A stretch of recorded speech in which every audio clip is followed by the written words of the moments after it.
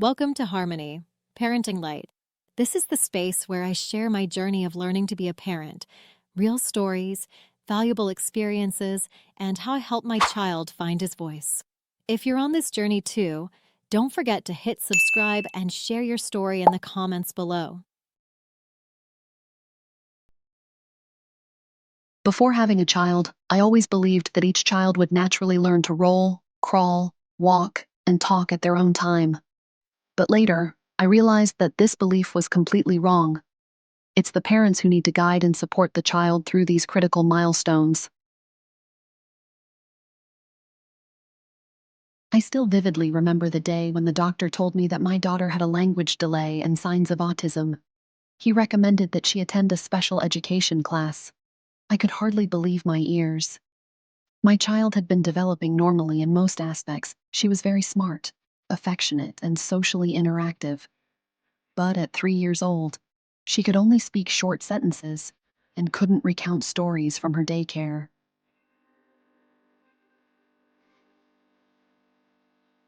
My husband and I often listened carefully, guessed, and pieced together the words from her to understand what she meant.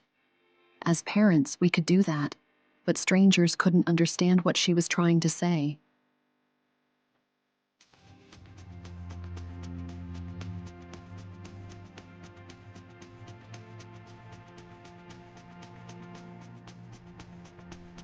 One day, I shared my worries with our family doctor, and he referred her for a language assessment. However, the doctor also suggested a hearing test first, as it was a required step before being put on the language evaluation waiting list.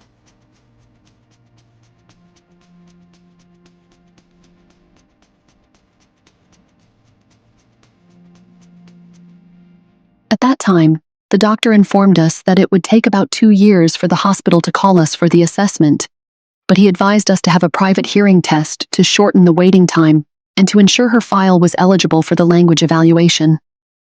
We followed his advice and waited for the results. The hearing test revealed that her hearing was completely normal, with no issues affecting her speech development.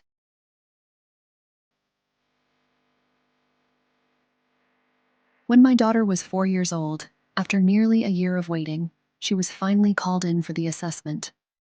The diagnosis showed that she had both language delay and signs of autism spectrum disorder.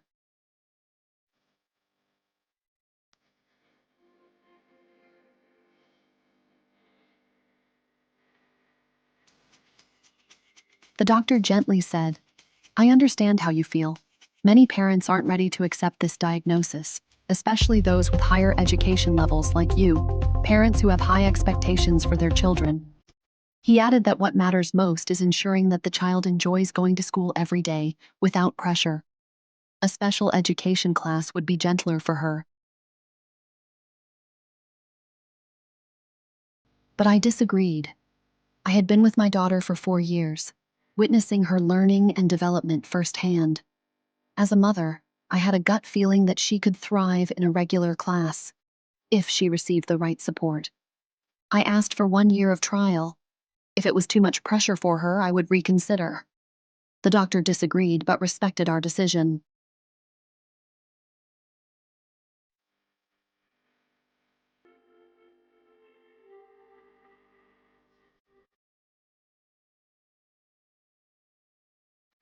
Before we left, he gently handed me a book and said, "This is a book about autism. When you're ready, please read it. It will help you understand your daughter better." That moment marked a turning point. It was no longer about the diagnosis of my daughter that day, but about understanding who she truly was and how we should walk alongside her.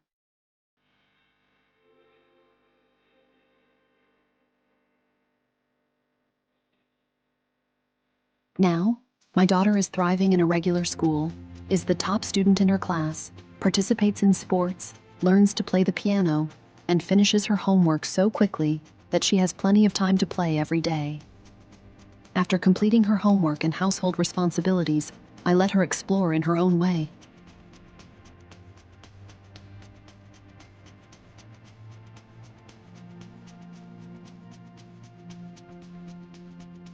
Looking back now, I understand. The early interventions, even if unintentionally in her first 3 years, helped her speak short sentences, and begin the journey of integration. In the next video, I will share simple exercises and games that we used at home to stimulate language. Anyone can apply them, because every child deserves the chance to shine, especially during the golden early years of life.